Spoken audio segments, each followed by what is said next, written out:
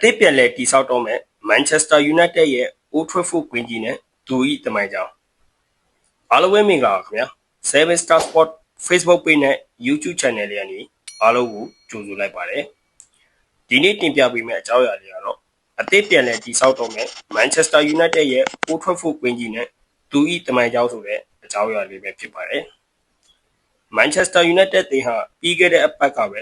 သူတို့အသေးရဲ့ဘောလုံးကွင်းကြီးတစ်ခုဖြစ်တဲ့Old Trafford ကွင်းကြီးကိုလာမယ့်နှစ်အတွင်းမှာစပြီးအသစ်ပြန်လည်တည်ဆောက်တော့မယ်လို့အသင်းရဲ့ share အများဆုံးပိုင်ဆိုင်ထားတဲ့ Sergei Regler ရဲ့ BBC interview တစ်ခုမှာပြောကြားသွားခဲ့ပါတယ်။ဒီနေ့ဒီဗီဒီယိုလေးမှာတော့အသစ်ပြန်လည်တည်ဆောက်တော့မယ် Old Trafford ကွင်းကြီးရဲ့တမိုင်းကြောင်းနဲ့ဘူတူတာတွေကိုကျွန်တော်လေ့လာရသလောက်အတူချုပ်ဖော်ပြပေးရပါတယ်။ Old Trafford ကွင်းကြီးရဲ့တမိုင်းကြောင်းကိုဖော်ပြပေးရမှာကျွန်တော်အနေနဲ့အချက်၃ချက်နဲ့ဖော်ပြပေးကြပါရစေခင်ဗျာနံပါတ်1 Manchester United အသင်းကြီးရဲ့တမိုင်းကြောင်းနံပါတ်2 Old Trafford ကွင်းကြီးရဲ့တမိုင်းကြောင်းနဲ့နံပါတ်3အသစ်ပြန်လည်တည်ဆောက်မဲ့ကွင်းကြီးရဲ့ project များအကြောင်းဆိုပြီးတော့ဖြစ်ပါတယ်ကဲကျွန်တော်တို့အစီအစဉ်လေးစလိုက်ရအောင်နံပါတ်1 Manchester United အသင်းရဲ့တမိုင်းကြောင်း Manchester United အသင်းကို1889ခုနှစ်မှာNewton Hot AYR Football Club ဆိုပြီးတော့မီးရထားဝန်ထမ်းအဖွဲ့ကနေပြီးတော့စတင်တည်ထောင်ခဲ့ပါတယ်။ဒါပေမဲ့1902ခုနှစ်မှာ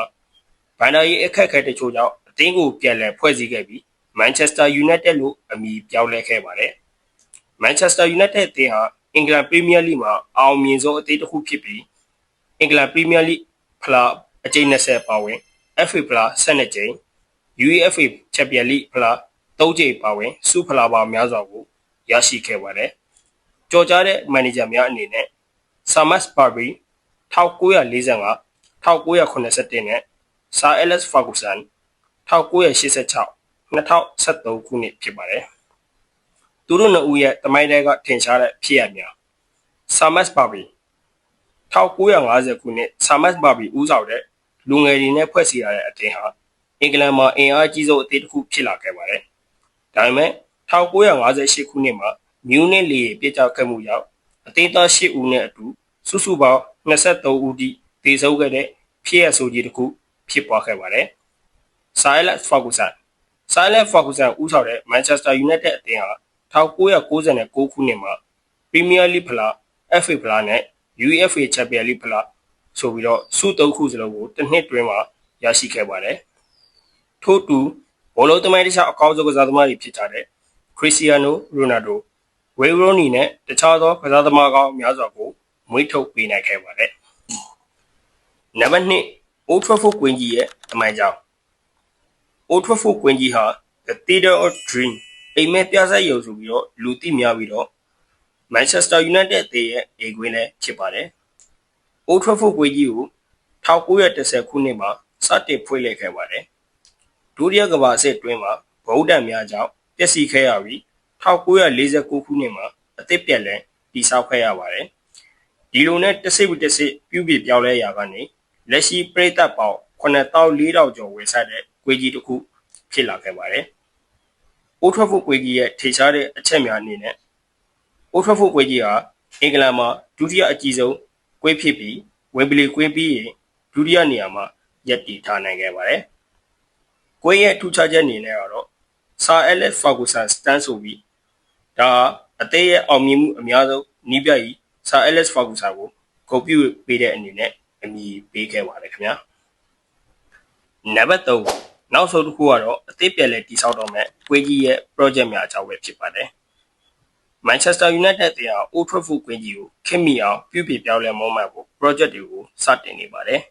ဒီ project ကြီးမှာပရိသတ်ပေါင်းတသိန်းဆက်ပြီးတတောက်တတရှိမဲ့ထိုင်ခုံတွေနောက်ဆုံးပေါ်နည်းပညာတွေဖြစ်တဲ့ Wi-Fi စနစ် LED မီ Digital Screen တွေနဲ့ပရိသတ်တွေကိုပါလုံခြုံမှုအပြည့်ပေးနိုင်မဲ့နောက်ဆုံးပေါ်လုံခြုံရေးစနစ်ကိုပါအစင်းမြင့်တင်ဖို့ပါဝင်လာပါတယ်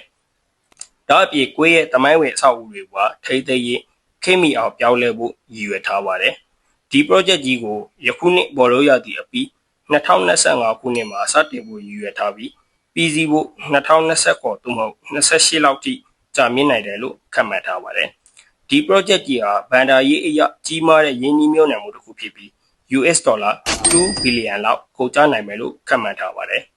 ဒီကွေးတင်စီမံကိန်းကြီးမှာဘောလုံးအကစားပြင် rugby အကစားပွဲတော်များ National Football League လို့ခေါ်တဲ့ American ဘောလုံးအကစားပွဲတော်များ Cricket အကစားပွဲတော်များအပြင်ဂီတဖျော်ဖြေပွဲပညာပေးပြပွဲအစီအစဉ်များနဲ့ကုမ္ပဏီညီလာခံတွေကိုပါထည့်သွင်းဖို့ရည်ရွယ်ထားပါတယ်တခြားအစီအစဉ်တွေအနေနဲ့ပြည်သက်တွေကိုယ်အတွေ့လှည့်လည်ကြည့်ရှုနိုင်တဲ့ခီးစဉ်တွေမန်ယူအသေးသမိုင်းကြောင်းနဲ့စုဖလာပြခန်းတွေပါအသေးပြန်လဲတည်ဆောက်ဖို့အတွက်လည်းရည်ရွယ်ထားပါတယ်ဒီ project ကြီးဟာမန်ယူအသေးရဲ့သမိုင်းကြောင်းနဲ့အနာဂတ်ကိုပါပုံဖော်ဖို့အရေးကြီးတဲ့လှုပ်ဆောင်ချက်တစ်ခုဆိုပြီးစာဂျီရက်လက်ကအင်တာဗျူးမှာပြောကြားသွားခဲ့ပါတယ်ခင်ဗျာဒီနေ့တင်ဆက်ပေးကြတဲ့အကြောင်းအရာတွေကတော့ဒီလောက်ပါပဲခင်ဗျာကြည့်ရှုသူမိဘညီကိုမောင်နှမအားလုံးကျေးဇူးအများကြီးတင်ပါတယ်နောက်ဗီဒီယိုမှာပြန်လည်ဆုံတွေ့ကြပါမယ်ခင်ဗျာ